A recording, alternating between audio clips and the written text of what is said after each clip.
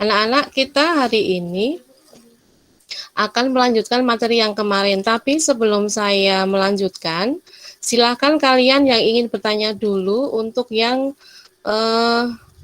materi kemarin ya. Alhamdulillah ini sudah 53, oke. Selamat datang yang baru bergabung. Kemarin kita pengertian kas dan komposisi kas ya.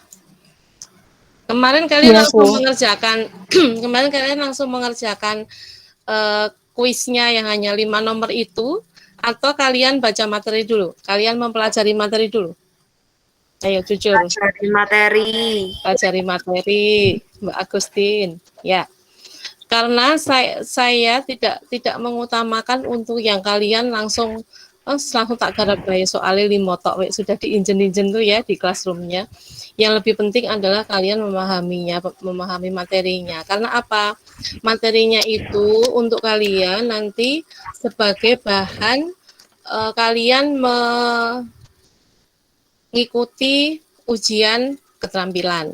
Ujian nanti yang menguji dari Lembaga Sertifikasi Profesi SMK 3 seperti yang disampaikan Bu Dwi pada pas kalian pembekalan PKL kemarin ya. Nah, semoga nanti PPKM-nya segera berakhir dan kita bisa melakukan pertemuan tatap muka walaupun terbatas ya. Di sini yang saya bisa lihat wajahnya Mbak Aulia. Mbak Aulia kelas berapa? OTKP berapa? Gak dengeri Mbak. Nggak namun Mbak Pateni. Kelas Suara 11 AP3, Bu. Oh, TKP 3 ya, Mbak Aulia. Saya yang melihat hanya beberapa yang dimunculkan ininya apa wajahnya ya. Yang lainnya hanya inisial nama. Oke, tidak apa-apa. Oke, hari ini saya tunggu dulu. Ada yang menanyakan materi yang kemarin tidak? Yang tentang kas. Ini adalah pengertian kas. Pengertiannya kas kemarin adalah pokoknya alat pembayaran kas itu alat pembayaran yang bebas dan siap. Nah, bebas dan siap itu kalian sudah bisa membaca di materinya Ibu yang kemarin. Kemudian bebas dan siap untuk apa? Untuk melakukan pembayaran perusahaan secara umum. Bebas itu intinya adalah uang yang kalian punya atau uang yang ada di perusahaan itu benar-benar bebas, jadi bisa digunakan untuk apapun. Nah, berarti belum dialokasikan untuk sebuah mata anggaran. Misalnya, walaupun kalian uang yang di kantong, misalnya untuk bisa buat beli bakso, bisa buat beli apapun, itu namanya kas yang ada di kantong kalian. Tapi kalau sebelum kalian berangkat sekolah tadi diberikan ibu uang misalnya 100.000, tapi untuk membayar buku misalnya, nah berarti uang yang sudah ditentukan oleh orang tua kalian untuk membayar buku itu bukan kas walaupun sama-sama uang.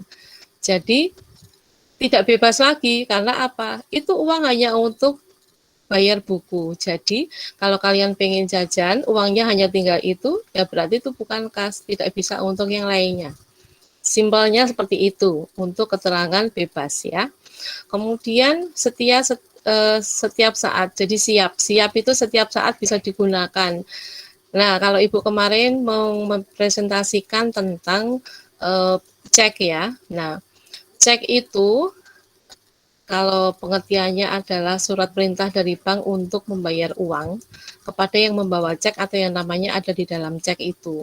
Nah, kalau setiap saat cek itu kalian bawa ke bank, kemudian langsung ditukar uang, berarti itu termasuk kas karena dia siap setiap saat digunakan.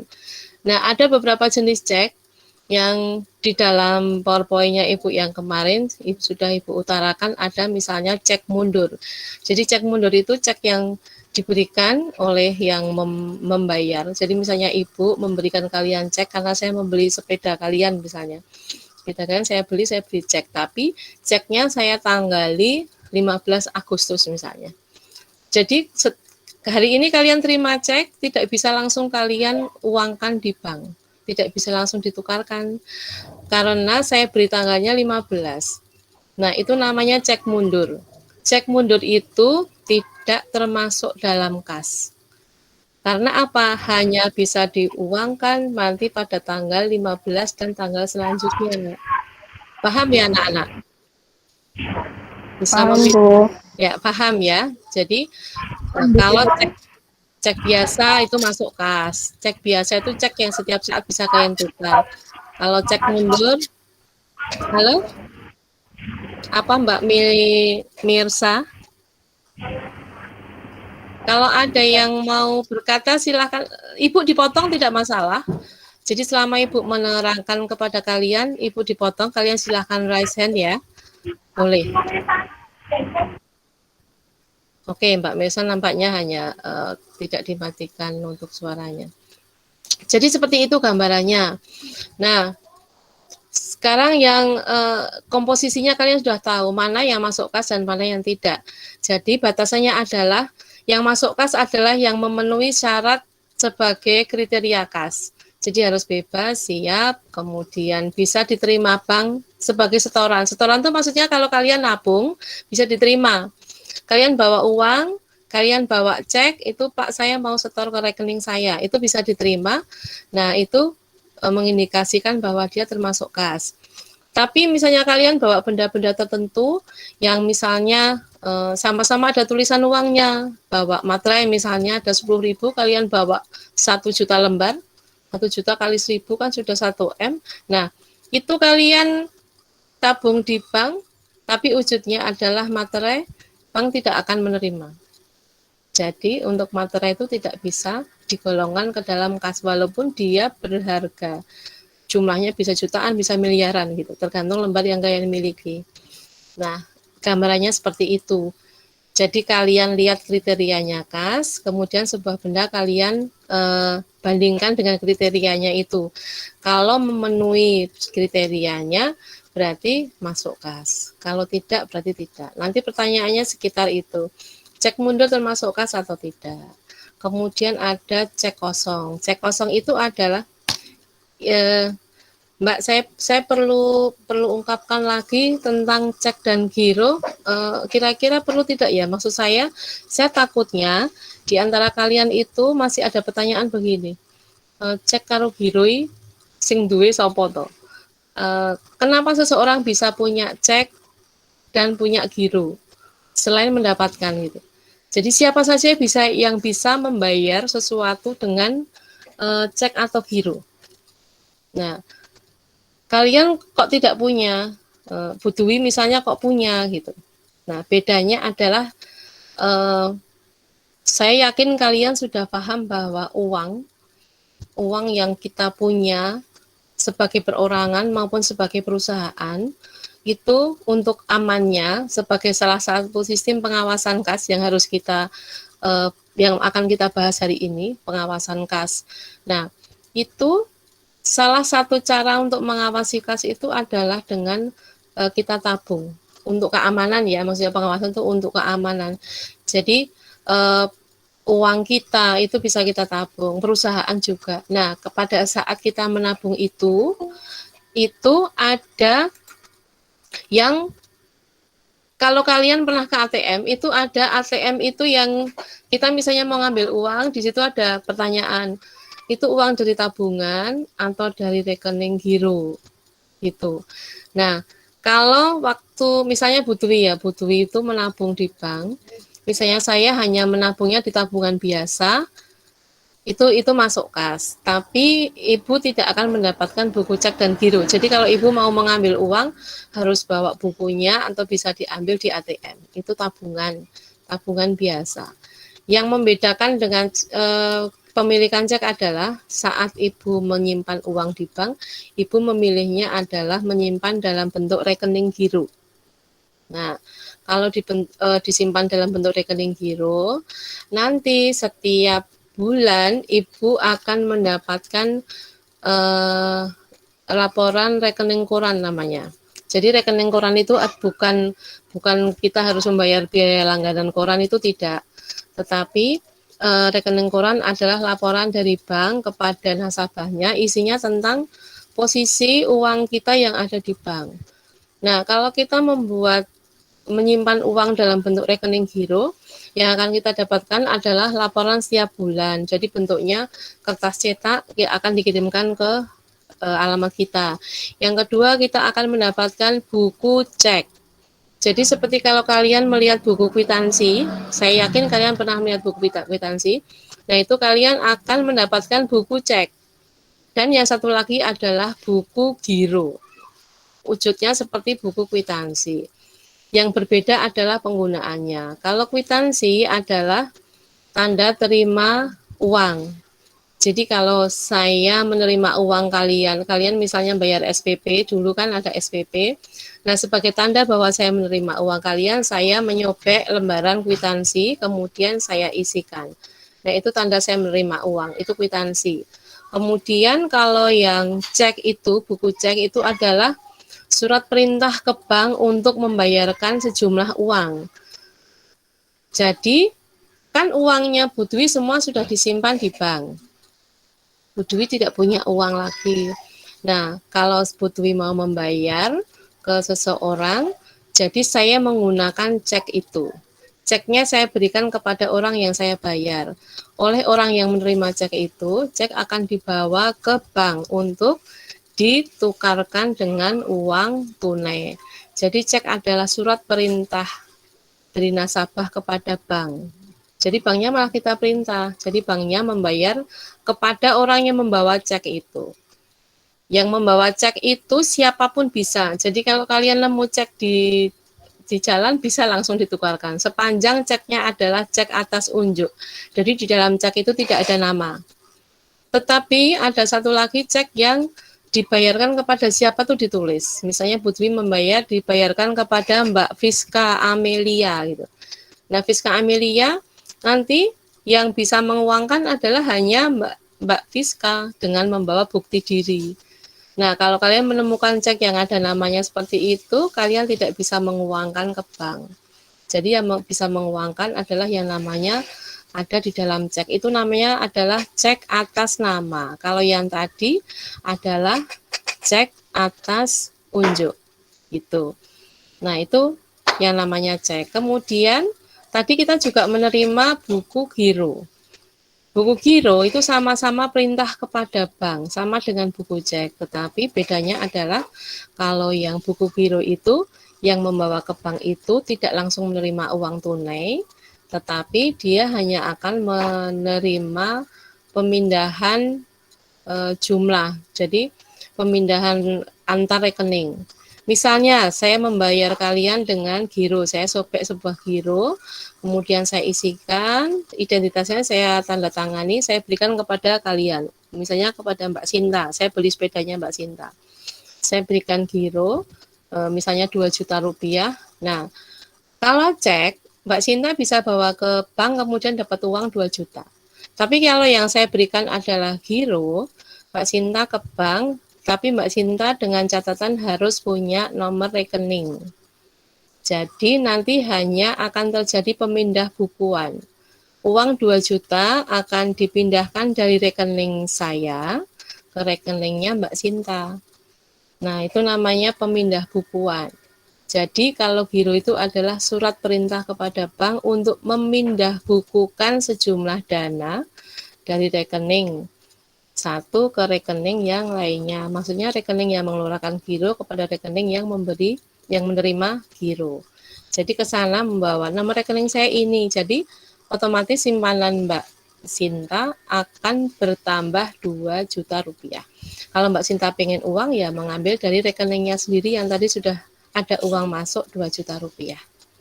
Sampai di sini dulu, anak-anakku bisa dipahami tentang cek dan giro. Bisa, Bu.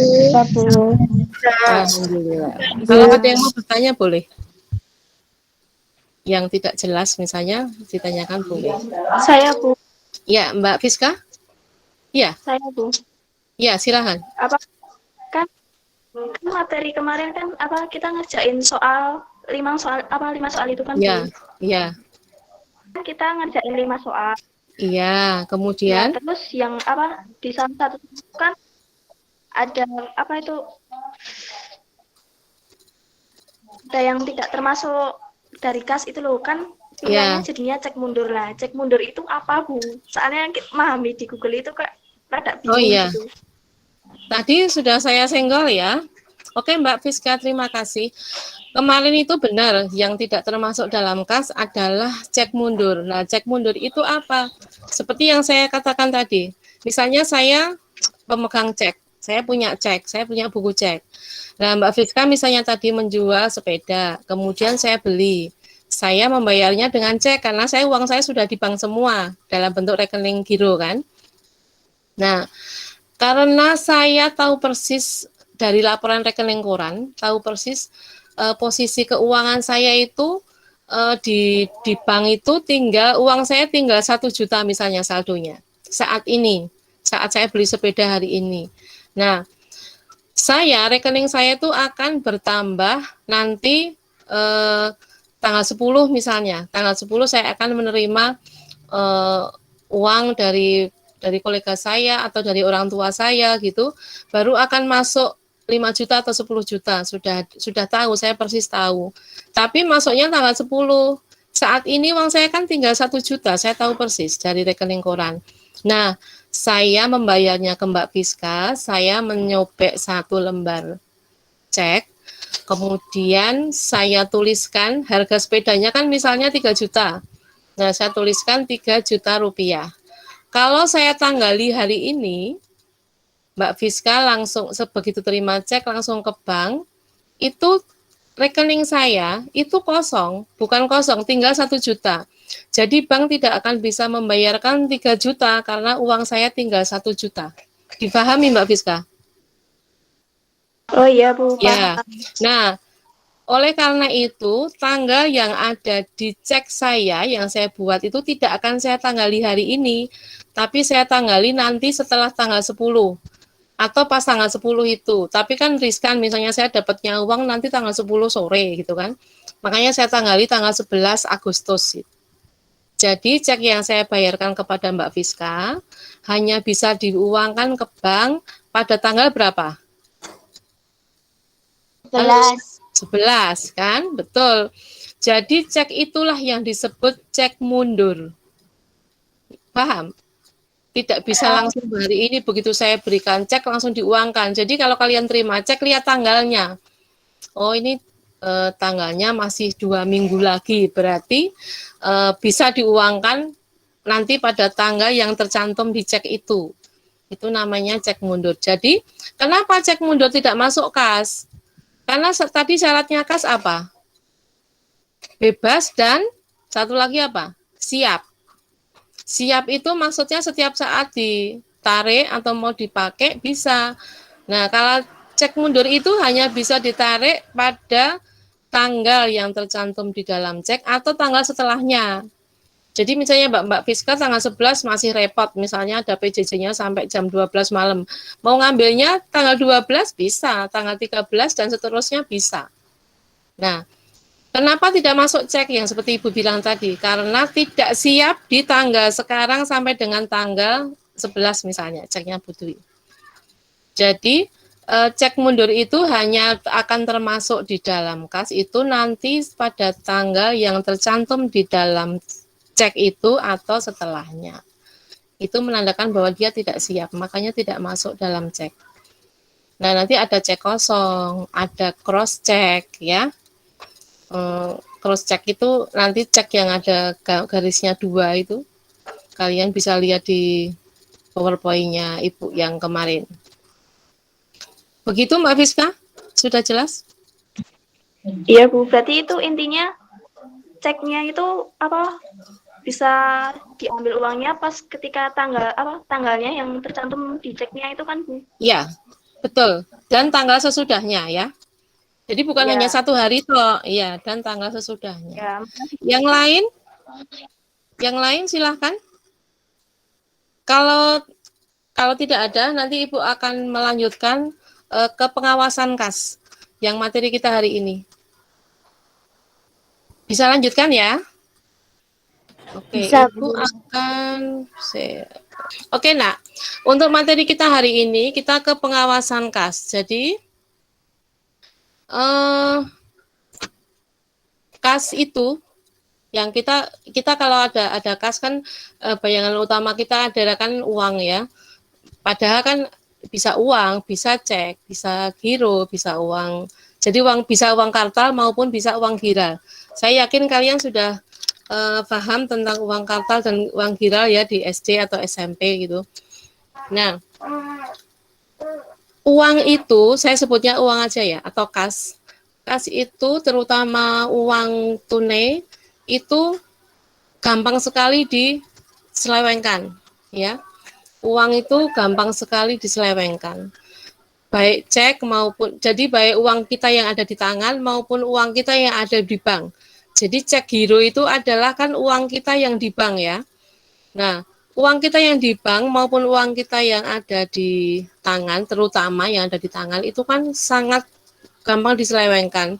Kalau kalian mendengar itu ada banyak kasus korupsi, kasus penyelewengan uang itu banyak sekali. Nah, karena kas itu sangat mudah diselewengkan, nanti kita butuh sistem, butuh cara untuk mengadakan pengawasan terhadap kas itu. Saya ingin tanya dulu siapa yang bisa jawab. Kenapa kas itu sangat mudah diselewengkan? Coba saya ingin dengar suaranya. Siapa? Mas Tegar atau siapa itu dari 60 yang ada di sini? Silahkan, saya pengen dengar suaranya. Kenapa kas itu sangat mudah diselewengkan? Safira? Ya, Bu.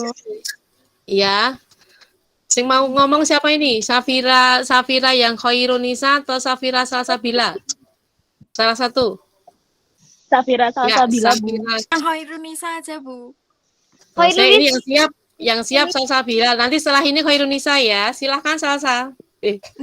Manggilnya apa biar beda? Salsa ya? Enggak, jangan Salsa Safira Bu. nih. Yuk, Mbak Safira, kenapa uang itu mudah diselewengkan atau kas itu sangat mudah diselewengkan?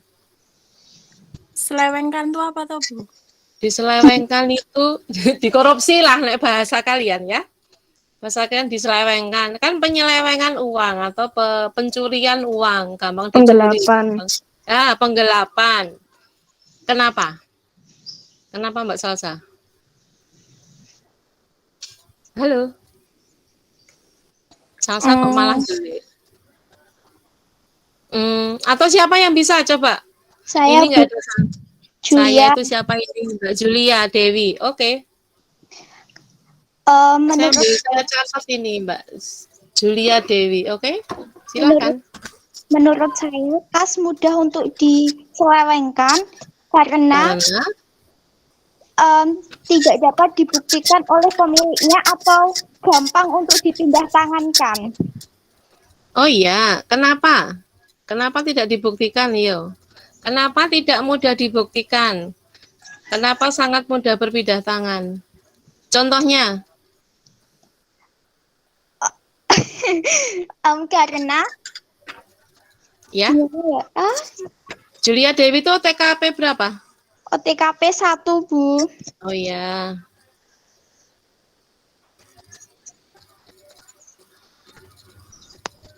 Bentar, Bu. Kenapa, Mbak? Benar loh jawabannya.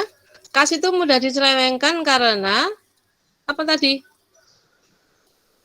Mudah untuk dipindah tangankan. Iya, mudah dipindah tangankan. Dan tadi karena apa? Karena sifatnya mudah dipindah tangankan dan tidak dapat dibuktikan oleh pemiliknya. Pemiliknya siapa gitu loh. Nggak, yang Ibu tanyakan, kenapa tidak mudah dibuktikan pemiliknya siapa? Contohnya piye? Contohnya bagaimana? Kasusnya gitu.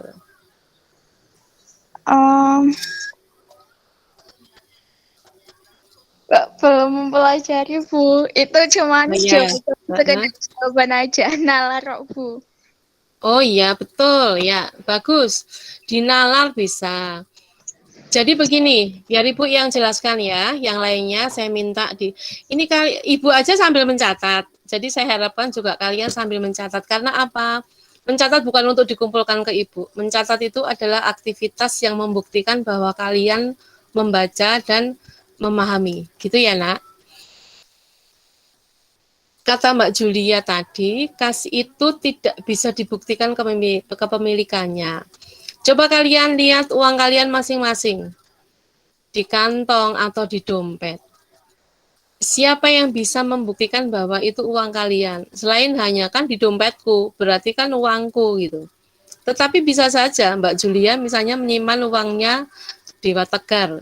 Karena tadi carry, terus ditemu, terus dimasukkan di dompetnya Mbak Julia. Bisa enggak seperti itu? Bisa. Nah, itulah kenapa uang itu sangat tidak bisa atau sulit untuk ditentukan ke pemiliknya siapa. Karena uangnya tidak beridentitas. Iya tidak? Coba lihat uang kalian. Adakah nama kalian di situ? Tidak ada, Bu. Nah, Tidak ada, ada. Bu. Ya, tidak ada namanya. Jadi uangnya Mbak Safira Khairul sama kamu siapa tahu? Khairul L-nya banyak banget kamu.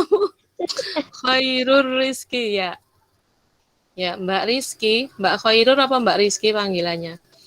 Itu uang kamu tidak ada identitasnya. Jadi andaikan jatuh atau tertinggal atau kamu mencuri misalnya. Kan ada yang anak-anak apa orang-orang ada yang hobinya mencuri gitu, dicuri. Itu nanti nek wis ke ini juga bukan oh ini uang saya sendiri ya gitu. Akan sulit untuk membuktikan karena tidak beridentitas. Beda dengan KTP, kalau KTP kalian hilang nggak ada yang ngeyel. Iki KTP ku ada namanya gitu. Paham ya? Nah, selain itu yang tadi karena tidak beridentitas jadi sangat gampang berpindah tangan. Itulah yang menyebabkan uang itu gampang diselewengkan, digelapkan, dikorupsi, dicuri, pokoknya semua yang negatif tentang uang gitu. Itu semua adalah intinya yang mencuri, mengkorupsi, penggelapan itu adalah intinya adalah memindah tangankan ya. Bisa berpindah tangan dengan sangat mudah. Untuk itulah kita itu juga harus berhati-hati. Perusahaan juga harus hati-hati terhadap kas. Makanya ditentukan sistem untuk bagaimana bisa kas itu terus dalam pengawasan. Paham ya? Kalau nanti ada pertanyaan, kenapa perlu pengawasan kas? Nah, pertanyaan sekarang itu, kenapa perlu pengawasan kas? Sekarang gilirannya Mbak Khairul Rizki. Syafira Khairul Rizki masih bisa buka suaranya? Sekarang pertanyaannya saya ganti, kenapa kas itu butuh diawasi? Kenapa kita butuh pengawasan kas?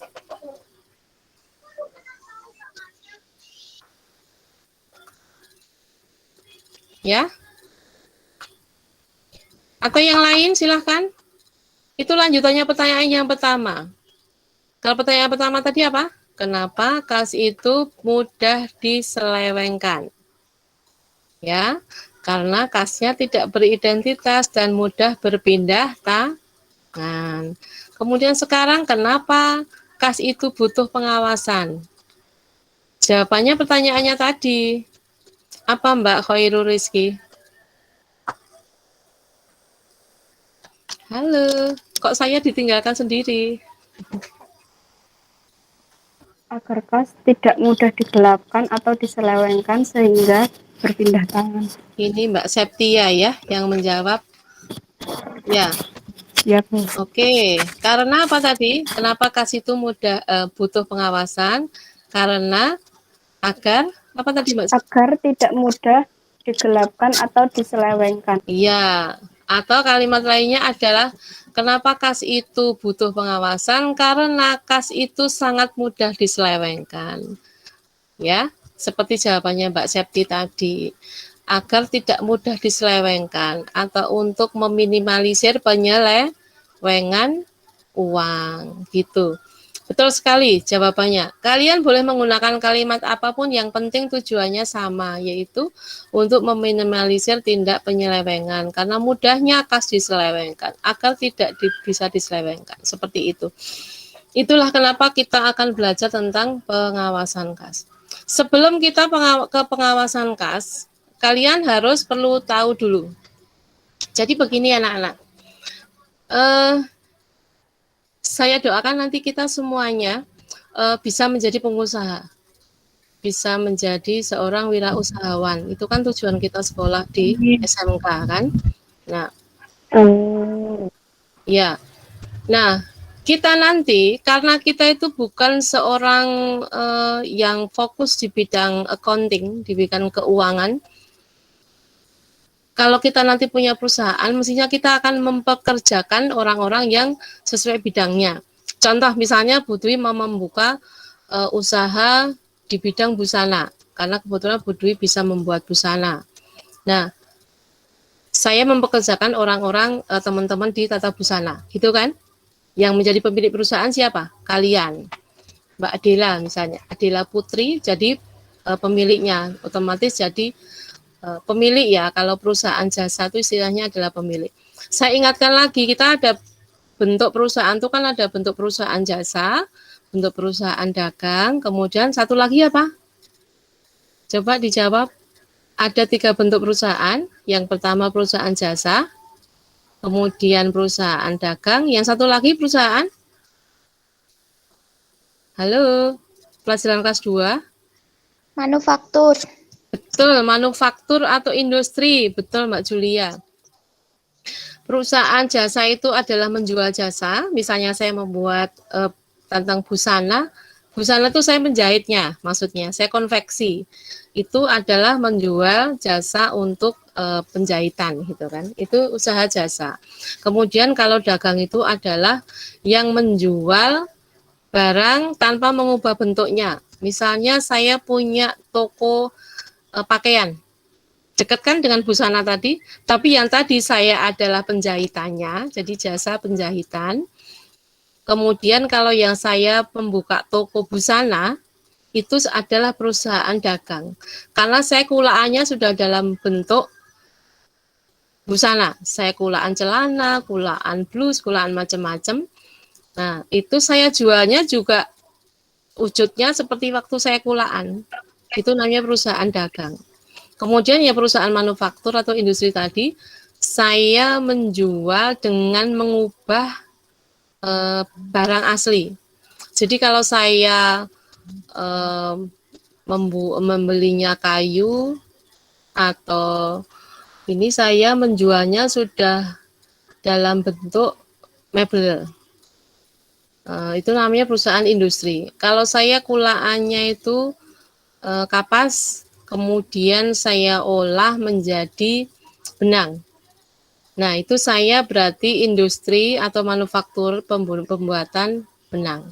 Begitu ya. Kemudian dan lain-lainnya. Pokoknya merubah dari bentuk aslinya menjadi barang yang lainnya. Menjadi barang lain. Itu perusahaan. Nah, misalnya saya membuat perusahaan jasa untuk busana, untuk jahit. Misalnya saya bikin butik gitu ya. Nah, saya mempekerjakan orang-orang busana. Kemudian untuk keuangannya saya mempekerjakan teman-teman dari jurusan akuntansi. Kalau kita tidak mempelajari tentang hal-hal yang berbau penyelewengan dalam bidang akunting, kita akan sangat mudah nanti dibodohi oleh teman-teman atau oleh karyawan kita yang mengelola keuangan kita. Jadi kita juga harus tahu titik-titik lemah di mana misalnya seorang pekerja keuangan itu bisa memanipulasi atau bisa membuat kita rugi. Nah, terutama adalah tentang penyelewengan terhadap uang atau terhadap kas. Oleh karena itu, nanti Ibu akan bagikan, entah kenapa share screen saya tidak tampak sama sekali, saya lihat. Nanti akan saya berikan materinya, saya bagikan di grup PKL ya nak ya. Nah, itu kalian perlu tahu tentang bentuk-bentuk penyelewengannya. Seperti apa sih Bu penyelewengannya itu? Nah, ada berbagai istilah. Nanti kalian baca lebih cermati lagi tentang check kiting. Kemudian check kiting itu berarti nanti kecurangannya itu berkaitan dengan uang viral. Uang viral kita kan bisa cek, bisa giro kan ya. Kecurangannya berkaitan dengan cek itu. Bu, kecurangan di cek gimana gitu. Contohnya begini, nak, satu saja, nanti yang lainnya kalian baca sendiri. Misalnya ibu jadi pimpinan, jadi direktur. Kan cek itu yang kalau cek perusahaan, cek itu kan bisa cek perusahaan, bisa cek perorangan. Kalau cek perusahaan itu kan yang berhak menandatangani ceknya dianggap sah itu kalau yang tanda tangan direktur atau pimpinannya. Nah, setelah saya tanda tangani ceknya, misalnya saya mau bayar beli bahan begitu, atau saya beli benang dan macam-macam untuk menjalankan usaha saya sebagai butik, beli benang, beli renda, macam-macam, saya bayar dengan cek. Yang saya minta bayarkan adalah bendahara kan, sudah saya tanda tangani 10 juta misalnya, 10 juta rupiah. Nah, kemudian saya tanda tangani, saya berikan. Oleh yang petugas keuangan itu salah satu caranya dia menyelewengkan atau menggelapkan uang adalah nominal yang ada di cek tersebut, karena delalah saya nulisnya itu ada di tengah-tengah. Itu kan kalau menulisnya itu panjang begitu tempatnya, saya nulisnya dari tengah. Di sebelah kiri tulisan 10 juta itu adalah masih ada tempat kosong. Nah, itu bisa saja yang dari petugas keuangannya menuliskan itu kan 10 juta ya, misalnya 2 ditambahi dia berapalah 110 juta atau berapa gitu.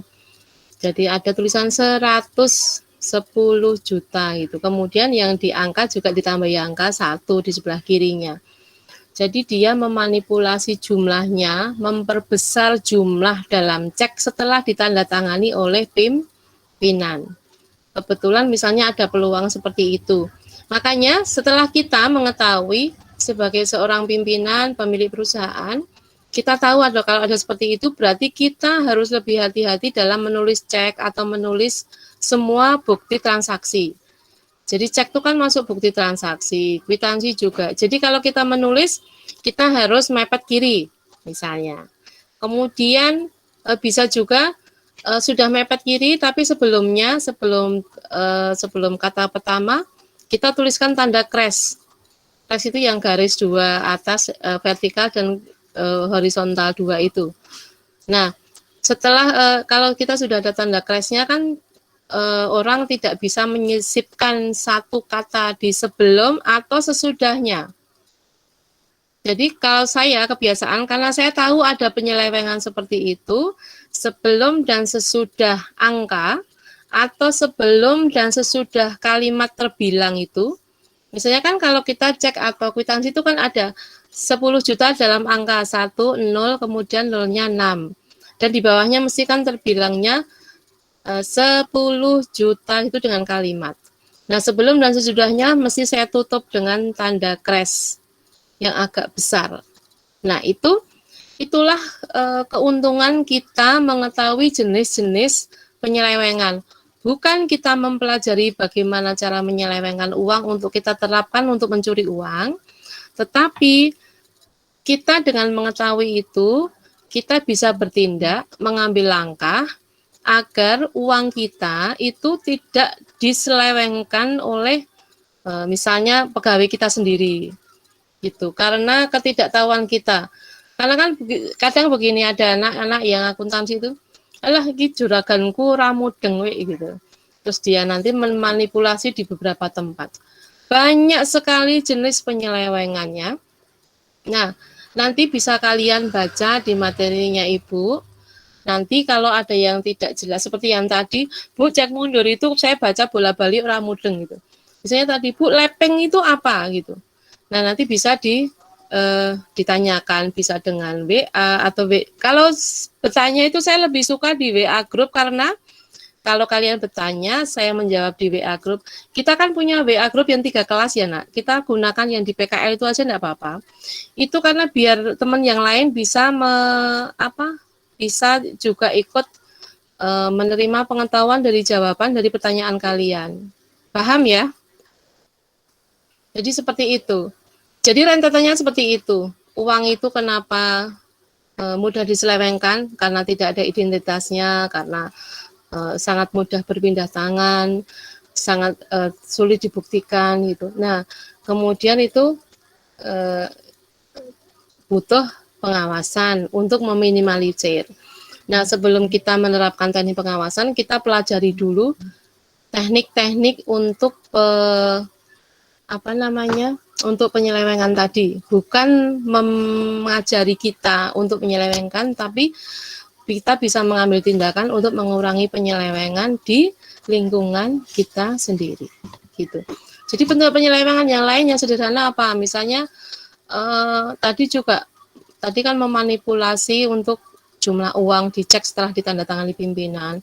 Bisa ada orang-orang itu yang memanipulasi kwitansi atau nota pembelian atau faktur. Kalian tahu faktur ya? Faktur itu bukti hutang. Kemudian ada yang kita di perusahaan, kita sebagai tenaga keuangan, ada yang nyaur utang tidak kita catat, atau kita catatnya berbeda jumlahnya. Misalnya orang nyaur utangnya sudah 10 juta, baru kita catat 7 juta. Atau misalnya ada pendapatan dari apa, kita gelapkan, kita ini. Nah, ada orang yang menggelapkan itu, makanya kita bisa mengambil tindakan bagaimana biar penyelewengan itu tidak terjadi di perusahaan kita. Begitu. Bisa dipahami dulu? Lanjutkan sedikit lagi tentang bagaimana cara pengawasan yang kita terapkan. Seperti tadi kan kita ambil tindakannya, kita hati-hati dalam membuat bukti transaksi ya.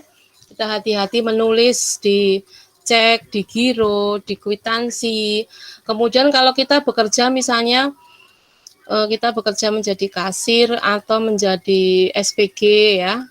SPG itu silahkan hati-hati menulis nota. Nanti kalau tidak hati-hati akan bisa diselewengkan oleh orang-orang yang tidak bertanggung jawab. Silahkan kalau ada pertanyaan, saya berhenti dulu. Bu, Ya, mau Aulia. bertanya. Ya, Mbak Aulia. Kalau misal Aulia kelas kita berapa? punya Maaf, Aulia kelas berapa? 11 AP3, Bu. TKP 3. Oke, 12, gimana? Ding. Udah naik ya? Ya. Bu, Ya. misal kita punya perusahaan.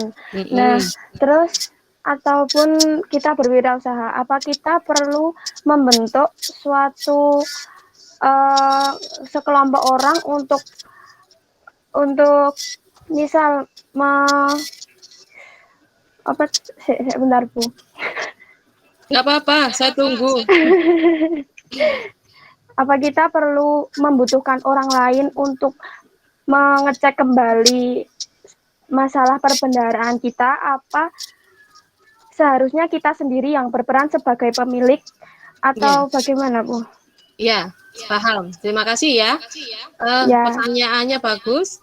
Jadi kalau kita tuh punya perusahaan, apakah kita perlu memperkerjakan orang-orang khusus untuk menjadi istilahnya menjadi pengawas ya Mbak ya? Menjadi pengawas atau inspektur. Inspektur itu pengawas dalam hal keuangan ya, atau perbendaharaan. Kita lihat besar kecilnya perusahaan kita. Ya. Misalnya, Ibu hanya Bu Dwi mendirikan perusahaan itu awal. Misalnya kalian ini misalnya ada yang sambil sekolah ini, terus ada PJJ-nya pandemi ini, kemudian saya pengen kursus pengen nyambi, pengen kursus bikin baju atau kursus bikin boga ya, bikin masakan, kursus masak atau kursus apa gitu. Nah, terus setelah kursus kita punya keterampilan, terus kita bikin perusahaan. Contohnya saya bikin perusahaan untuk menerima jahitan. Gitu. Nah itu kan perusahaan di awal itu saya baru kecil, saya baru punya mesin aja 1 atau 2, punya karyawannya 1 atau 2. Nah itu kita tidak akan efektif kalau kita misalnya menyewa seorang manajer keuangan atau inspektur keuangan, atau kita bekerja sama dengan perusahaan ketiga, yaitu perusahaan accounting, akuntan publik. Jadi yang bisa mengaudit namanya ya Mbak ya, mengaudit, mengawasi untuk keuangan itu namanya akuntan publik. Itu nanti kita bayar jasa. jasa mereka untuk mengaudit keuangan yang dikerjakan oleh karyawan kita. Nah, mestinya nggak efektif kalau perusahaan kita hanya perusahaan kecil, baru berdiri misalnya, karyawannya hanya beberapa. Untuk kasus seperti itu, kita harus menerapkan pengawasan sendiri. Kita sebagai bos di perusahaan itu, kita yang mengawasi sendiri. Itulah kenapa kita perlu tahu, kita perlu pengetahuan tentang tadi. Oh, ternyata ada toh cara-cara atau tindakan-tindakan penyelewengan untuk menyelewengkan uangnya orang lain, uang perusahaan gitu. Seperti ini.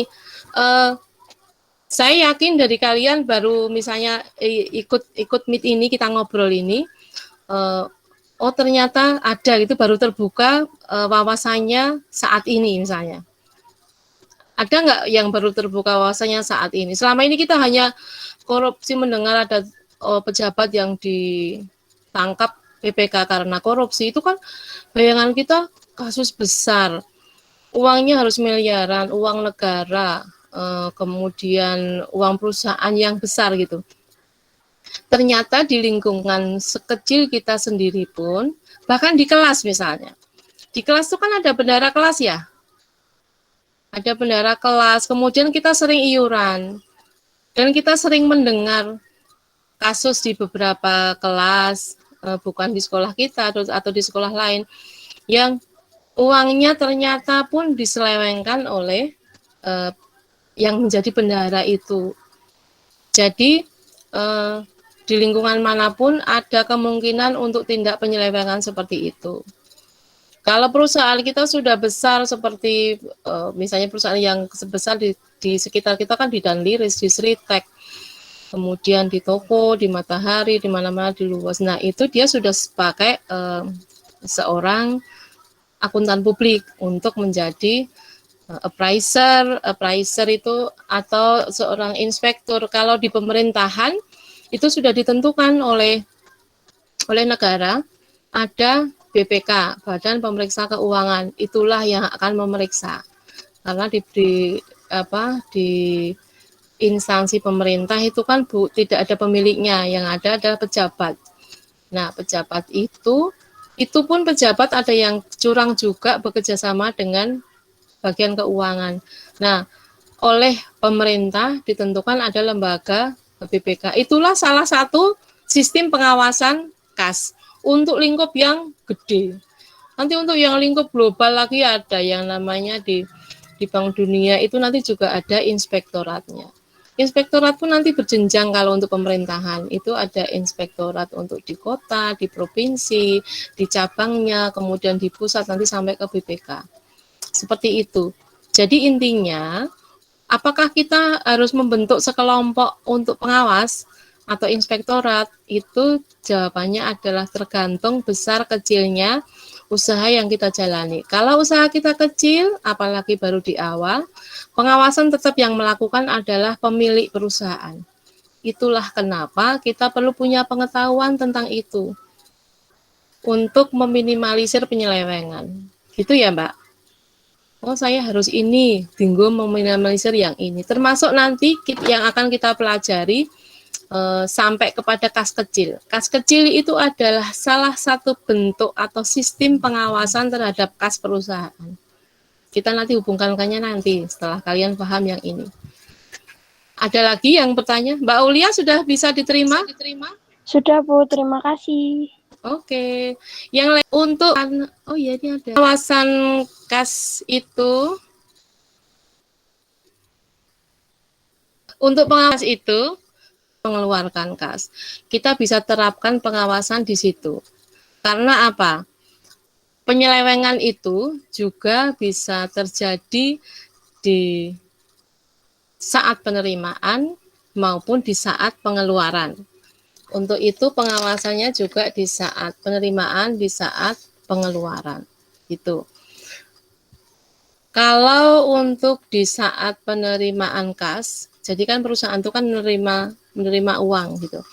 Menerima uang, terus penyelewengannya tadi misalnya menerima uang dari orang yang berpiutang. Saya yakin kalian bisa membedakan utang dan piutang ya. Kalau utang itu kita punya utang kepada orang lain. Jadi saya harus bayar untuk membayar hutang. Kalau piutang itu ada orang lain yang mempunyai utang ke kita. Jadi kalau saya dengan Mbak Aulia misalnya, saya punya catatan utang itu karena saya punya utang kepada Mbak Aulia. Saya harus bayar kepada Mbak Aulia. Tapi kalau saya punya catatan piutang Aulia gitu. Nah, berarti Aulia yang utang kepada kita.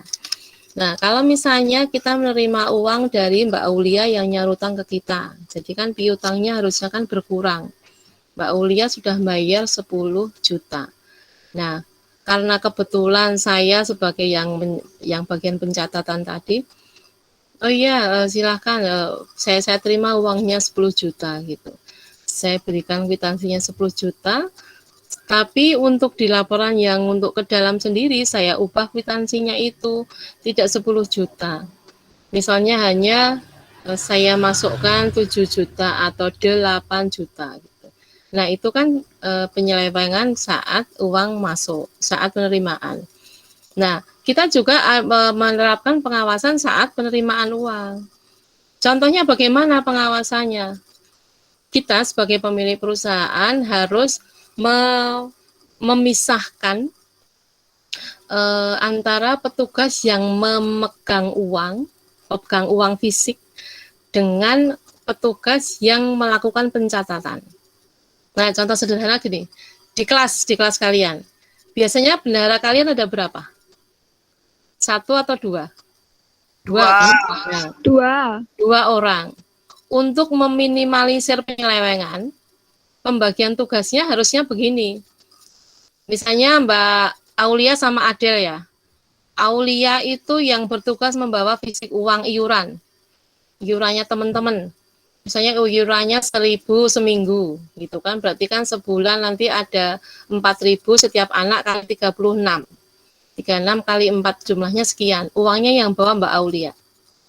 Terus yang bertugas mencatat iuran. Jadi teman-teman bayarnya bukan ke Mbak Aulia. Teman-teman bayarnya ke Mbak Adel. Adel yang punya checklist kan biasanya bulan Agustus minggu pertama 2, 3, 4 gitu kan. Nah, nanti misalnya Mbak Mirsa bayarnya ke Mbak Adel karena dia yang mencatat itu kan, mencatat. Terus seminggu setelah uangnya berkumpul semuanya, oleh Mbak Adel uangnya diberikan kepada Mbak Aulia. Ada serah terima di situ. Diserahkan uang sejumlah sekian ini iuran 12 OTKP 3 minggu pertama bulan Juli. Tanggalnya sekian diterima, yang menerima adalah Aulia, yang menyerahkan Adelia. Jadi uang yang bawa siapa? Mbak Aulia. Mbak Aulia nanti juga mencatat di bukunya, ada buku. Jadi terima iuran minggu pertama ini kelas ini jumlahnya sekian. Mestinya 36.000 kali 4 ini BRKP. Kemudian kalau Mbak Adelia punya catatan rinci perorangan tadi. Misalnya Mirsa bayar 1.000, terus siapa gitu, Mbak Septia bayar 1.000 gitu punya. Jadi itu sudah akan meminimalisir penyelewengan. Bayangkan kalau yang nyatet ya Mbak Adelia, yang bawa uangnya yo Adelia, nanti suatu saat pas Adelia ada lipstik baru warnanya pelangi merah kuning hijau gitu. Nah dia pengen beli, padahal dia nggak punya uang, tapi karena dia bawa uang kas kelas, terus dia nganggo iki sik weh. Awalnya pinjem niatnya gitu, tapi lama-lama Allah konco kurang ngerti weh gitu kan. Nah itu akan penyelewengannya akan tidak cepat terdeteksi karena dia yang bawa catatan, dia yang bawa uang. Beda kalau tadi uangnya yang bawa Mbak Aulia gitu. Nanti akan saling bisa cross check mereka berdua. Adelia bisa nyocoknya duit yo. Iki kudune duit sing neng nggonamu jumlahnya 500.000 gitu. Terus endi duitnya gitu. Terus Alian tuh kayak kilo duitnya 500.000 misalnya bisa disimpan di bank, misalnya di bank ST, atau misalnya mau dibawa cash. Tapi kalau cash itu riskan hilang. Jadi kalau uang itu amannya adalah disimpan. Gitu. Bisa membayangkan ya, itu adalah salah satu sistem pengawasan kas yang diterapkan. Itu yang diterapkan di sekolah. Di perusahaan juga seperti itu. Jadi uang dengan bagian pencatat dengan pemegang fisik uang itu dibedakan. Paham? Bisa dipahami sampai di sini? Paham, Paham, Bu. Bu.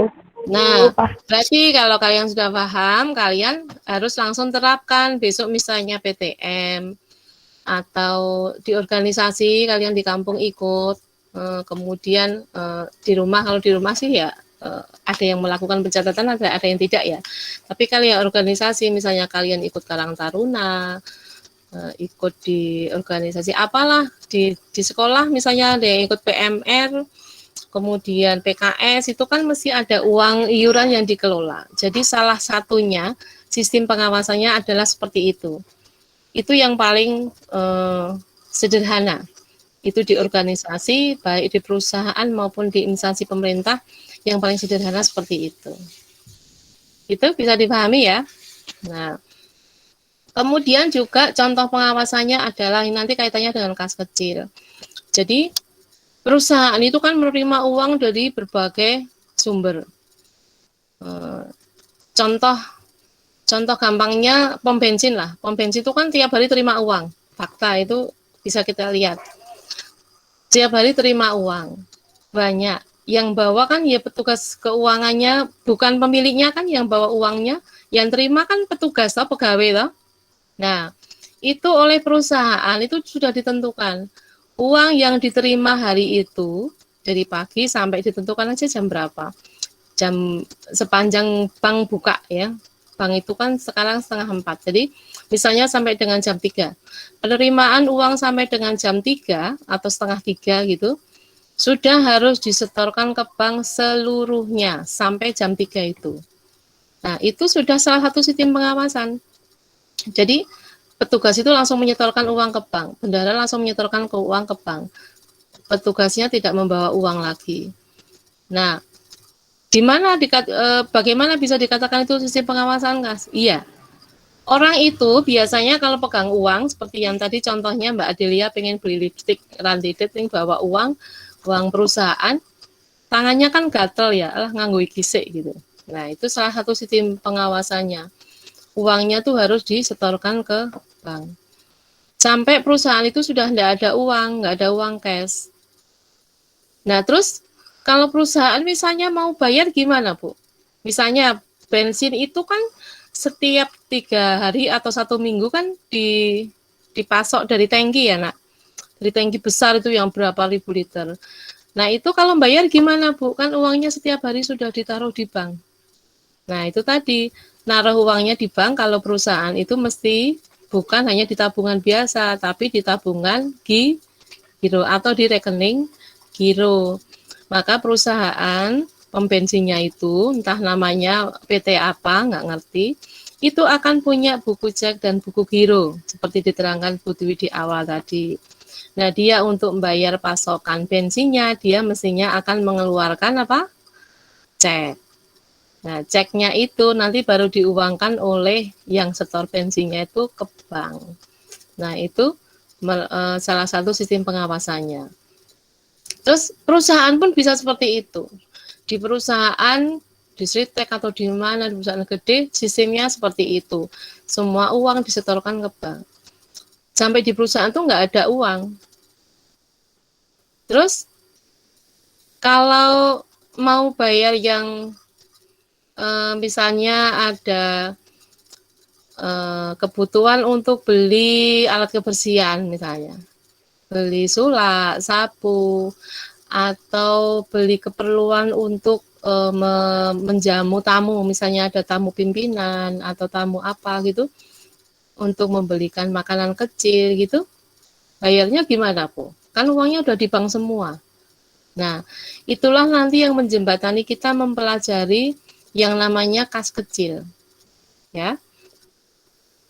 Pembayaran semuanya dengan cek, karena uangnya sudah di bank. Kalau ada tamu, pengen beli makanan atau beli roti, masa kita ke toko roti hanya beli rotinya 5, misalnya tamunya 5 box snack gitu. Masa bayarnya 5 box snack aja, 5 misalnya 10.000, pengen 5 50.000, masa mau pakai cek gitu.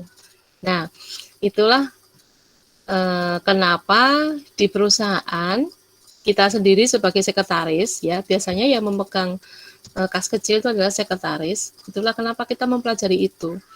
Jadi untuk mensiasati tidak adanya uang cash di perusahaan dan untuk membiayai pengeluaran-pengeluaran yang sifatnya relatif kecil. Saya bilang ada relatifnya. Karena kecil dan besar itu kan relatif ya. Uang 1 juta bagi saya tuh gede. Gede itu. Tapi bagi Mbak Aulia misalnya, uang saku saya aja tiap hari 10 juta, Bu. 1 juta ya kecil gitu. Nah, makanya kan membiayai pengeluaran yang sifatnya relatif kecil. Itu disoluseni, dibentuk yang namanya kas kecil. Untuk bagaimana prosesnya, nanti kita bicarakan lebih lanjut di pertemuan-pertemuan berikutnya saat kita nanti sudah membahas tentang kas kecil. Jadi Bu, kas kecil itu adalah salah satu sistem pengawasan kasbia. Ya. Jadi bentuk pengawasan kasnya itu banyak. Misalnya dengan apa? Pengawasan kas lagi adalah dengan melakukan tadi yang perusahaan kecil tadi ya Mbak, yang Mbak Aulia tanyakan tadi, perusahaannya misalnya masih kecil. Ya sudah, pimpinan harus pinter. Tinggu apa namanya, untuk shock terapi atau untuk pengawasan ke petugas pembukuan, langsung mengadakan pengawasan mendadak atau inspeksi mendadak. Yang lebih kita familiar dengarnya sidak gitu. Oh, ada sidak pengawas itu. Misalnya sekolah ada sidak dari pengawas. Sidak itu adalah inspeksi mendadak. Kalian sebagai pimpinan, misalnya pemilik perusahaan, pemilik toko lah, misalnya baru nggawe toko apa, tapi pembukuannya kita sudah menyewa orang gitu. Langsung, saya mau lihat laporan keuangan hari ini gitu. Jadi nggak usah bilang dulu. Misalnya, besok saya akan mengadakan pengawasan pembukuan ya. Nah, seperti itu bisa disiapkan oleh mereka. Tapi yang menjadi bagian dari sistem pengawasan adalah untuk melakukan inspeksi itu mendadak. Jadi langsung gitu. Jadi apa adanya. Jadi misalnya tadi kayak Mbak Adelia yang ambil uang untuk beli lipstik, kan belum sempat balik ke. Nah, nanti akan ketahuan. Nah, untuk bisa mengadakan inspeksi atau audit itu, apa Mbak Adelia? Apa Del? Nah, kita harus juga punya pengetahuan tentang sistem pembukuan. Walaupun kita kan belajarnya di bagian sekretaris, di bagian staf administrasi. Nah, kenapa kita diajari untuk yang jurusan Bismen itu, kita harus tahu tentang pembukuan. Minimal kalau untuk kita di bidang administrasi perkantoran itu, kita harus tahu minimal untuk akuntansi perusahaan jasa. Itu untuk apa? Biasanya kan kita bekerjanya nanti di bidang jasa kan. Atau gini, jasa itu adalah dasar dari sistem pembukuan. Sistemnya itu sama sebetulnya, sama. Untuk satu siklus itu sama. Nanti kalau kita sudah mempelajari, kita akan tahu cara mengauditnya. Ngerti, oke catatan iki kudune sing iki, kudu cocok mbek iki, kudu cocok mbek iki gitu. Misalnya dari transaksi itu, dari bukti transaksi kalian bisa mengamati itu bukti transaksinya itu legal atau enggak, sah atau tidak, itu kalian harus punya pengetahuan tentang itu dulu. Di kelas 2 mestinya sudah diterangkan oleh guru yang dulu, bahwa bukti transaksi itu bisa dicatat dalam pembukuan, itu harus legal secara material atau sah secara material dan sah secara hukum gitu. Sah secara material itu pokoknya perhitungan di dalam bukti transaksi itu harus benar, perkaliannya, penjumlahannya itu harus benar. Misalnya beli berapa item, harga perinciannya berapa, harga perincian berapa, itu harus kalian cek satu persatu. Nah, itu sudah harus legal, sah secara material. Terus dilihat bukti transaksi yang tidak sah secara legal. Sah secara legal itu apa? Harus ditandatangani oleh semua yang harus bertandatangan di situ. Misalnya kwitansi atau nota atau cek atau giro itu kan harus ada tanda tangannya. Kalau misalnya harus yang tanda tangan tuh ada 2 atau 3 orang. Kok yang tanda tangan baru 2, yang satu belum, itu sudah tidak sah secara legal untuk dicatat dalam proses akuntansi. Nah, kalian sudah harus punya pengetahuan itu, sudah diterangkan kan di kelas 10, di kelas 10 atau 11. 10 itu kan ada pengantar akuntansi kan kalian? Nah, itu sudah diterangkan, harusnya tahu. Oh, dari bukti transaksi dulu, kemudian kalian lihat jurnalnya. Lalu bukti transaksi ini kudune jurnalnya seperti ini lah, kok malah jurnalnya di kebalik atau jurnalnya angkanya salah gitu. Jurnalnya angkanya tidak sama dengan bukti transaksi. Nah, itu sudah indikasi bahwa tidak benar. Nah, seperti itu. Kemudian masuknya ke buku besar kok beda lagi, kok salah akun. Nah, salah ini kan bisa ada unsur kesengajaan, ada unsur yang tidak disengaja. Nah, itu pun dimanfaatkan oleh petugas-petugas pembukuan. Alah, aku tak ngeneke wae ngurek ditakoki. Aku nanti jawabnya, oh iya Bu, maaf salah gitu. Tapi kita sebagai pimpinan karena kita juga punya ilmu, kita akan tahu dia itu bohong atau tidak. Begitu dan seterusnya. Nah, itu salah satu sistem pengawasan itu yang kalau kita perusahaannya hanya kecil, kita inspeksinya mendadak. Di perusahaan besar pun juga. Jadi kalau kita menyewa accounting publik atau public accounting untuk mengawasi perusahaan kita, menguasai keuangan, itu nanti oleh pihak accountingnya nanti datangnya kan juga tidak mengabari dulu. Jadi biar catatan kita dan uang, kalau audit itu yang penting adalah catatan dengan uang. Kalau tadi yang Mbak Adelia dan Mbak Aulia bawa tadi, catatan dengan uang fisik itu harus sama. Harus sama persis. Kalau catatannya Mbak Adelia 1.000 ya, catatannya Mbak Aulia saldonya 1.000 dan mana uang fisiknya gitu. Itu audit yang paling gampang. Jadi kalau seorang inspektur datang itu langsung mana bukunya, dia langsung akan buka yang bagian akhir saldo kas misalnya, saldo kas per tanggal berapa itu berapa, mana fisik uangnya. Nah, fisik uangnya tuh nanti akan diperinci oleh inspektornya itu. Nanti kita akan belajar setelah ini tentang register kas ya. Jadi jumlah lembaran 100.000-nya ada berapa, 50.000-nya ada berapa, itu dicatat semuanya oleh seorang inspektornya atau yang mengawasi. Kita sebagai pimpinan perusahaan, walaupun kecil, juga harus punya keterampilan itu untuk membuat laporan register kas gitu. Nanti setelah ini pertemuan depan kita akan belajar tentang register kas gitu. Itulah gambarannya. Nanti bisa kalian pelajari lebih lanjut di materi yang Ibu bagikan. Kalau di PowerPoint hanya poin-poinnya saja. Nanti kalau ada yang tidak jelas atau butuh penjelasan, sekali lagi bisa kalian tanyakan melalui chat di WA grup PKL ya. Karena ini nanti kita saling sharing, saling belajar. Jadi kalau kalian bertanya itu sudah beramal soleh untuk mengembangkan wawasan yang ada di grup itu. Di grup itu kan ada Bapak Ibu guru yang lain yang tidak mengajar keuangan, tidak mempelajari secara fokus tentang keuangan, bisa ternyata misalnya istilah clearing itu seperti ini toh gitu. Kalian tadi belum Ibu singgung tentang clearing ya, atau sudah diterangkan di kelas 11. Jadi tentang cek tadi misalnya ada yang bertanya, Bu, kalau saya tadi Mbak bukan cek tapi giro. Giro tadi apa? Surat perintah untuk memindah bukukan ya. Jadi hanya memindahkan jumlah di rekening satu ke rekening lain. Nah, misalnya ada masalah Mbak siapa ini yang ada di depan, Mbak Septia. Septia saya berikan giro. Bank saya adalah BCA. Putwi banknya BCA. Mestinya gironya kan BCA kan? Nah, kemudian Mbak Septia kan, giro nih BCA harusnya kan masuk di rekeningnya BCA-nya Mbak Septia. Tapi Mbak Septia nggak punya rekening dari BCA. Nah, itu bagaimana? Bisa enggak? Saya punyanya BRI Bu, kan saya rumahnya desa, adanya BRI tok gitu. BCA biasanya kan di kota. Bisa enggak seperti itu? Nah, itulah nanti akan muncul istilah clearing. Jadi proses untuk memindah bukukan, tapi rekening dari bank yang berbeda. Nah, itu kalau kalian menanyakan itu, misalnya Bu, kok saya tadi baca di Google itu ada yang atau baca di buku itu, atau saya dengar tadi pas saya ngambil ATM, terus dengar orang ada yang ngomong clearing itu apa toh Bu? Gitu. Anak yang baik adalah kalau menerima atau mendengar informasi, tapi dia tidak tahu, dia akan cari tahu saat itu juga. Kalau sekarang gampang sih, tanyanya di Google bisa.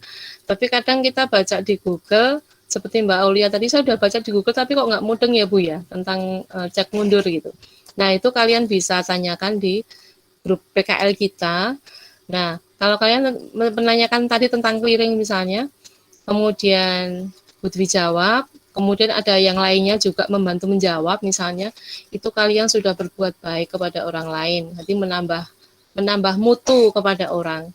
Jadi selalulah berpikir begini, kalau bertemu akan menambah mutu.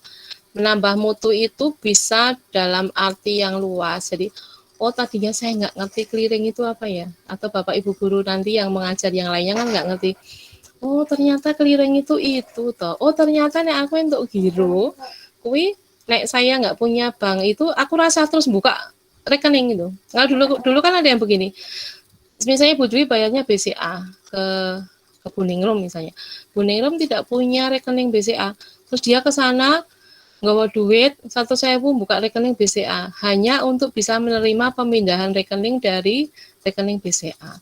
Jadi tidak seperti itu. Jadi ada yang namanya proses clearing. Nah itu apa itu clearing? Kalau kalian ingin tahu silahkan buka di Google. Kalau tidak tahu lagi silahkan tanya di chat ya. Nanti kalau Ibu menjelaskannya dengan tulisan nanti agak sulit untuk di chat. Nanti saya akan kirim chat suara gitu. Itu ya Nak. Halo? Ya, Bu. Ya, Oke. Bu. Sekarang kita sudah hampir selesai. Semua materinya sudah Ya, diberikan, Bu. walaupun untuk iya Mbak Naswa. Nanti silakan, ini saya akan akhiri kalau tidak ada yang bertanya. Nanti silakan kalian baca untuk jadi nanti saya share-nya di grup PKL ya. Silahkan dipelajari materinya, dibaca lagi, dicocokkan dengan yang diterangkan Bu Dwi, ditanyakan di grup PKL kalau ada yang butuh penjelasan lebih lanjut, kemudian kalian isi link daftar hadir juga di grup PKL itu. Hari ini saya tidak akan berikan tugas, tapi kalau kalian mau, ini tugas lisan aja, silahkan kalian cari untuk menambah wawasan, kalian klik di Google itu tentang clearing. Apa sih clearing atau tentang clearing gitu ya. Silakan nanti kan untuk menambah kalian. Karena kalian nanti kalau bekerja atau ke depan kalian menjalani hidup tidak akan bisa lepas dari yang namanya transaksi perbankan. Gitu ya. Jadi nanti biar tidak ngisi-sini gitu. Biar ngerti wong belajarnya administrasi perkantoran anak mosok clearing nggak ngerti gitu. Ya, sanggup ya nanti buka di Google ya. Halo. Bisa, Bu. Oke, ada yang bertanya tidak? Enggak. Tidak. Oke ya. Baiklah anak-anakku, kita akhiri. Sudah hampir jam 12 nih, sudah 11.42. Kita akhiri tatap maya, bukan tatap muka, tapi tatap maya kita. Kalau kalian yang sudah bergabung sampai dengan saat ini masih ada 56 yang bertahan. Mudah-mudahan nanti kita suatu saat kalau menyelenggarakan meet lagi semakin banyak yang bergabung. Baiklah anak, oke. Ibu akhiri. Assalamualaikum warahmatullahi wabarakatuh. Waalaikumsalam warahmatullahi wabarakatuh. Warahmatullahi wabarakatuh. Terima kasih, Bu.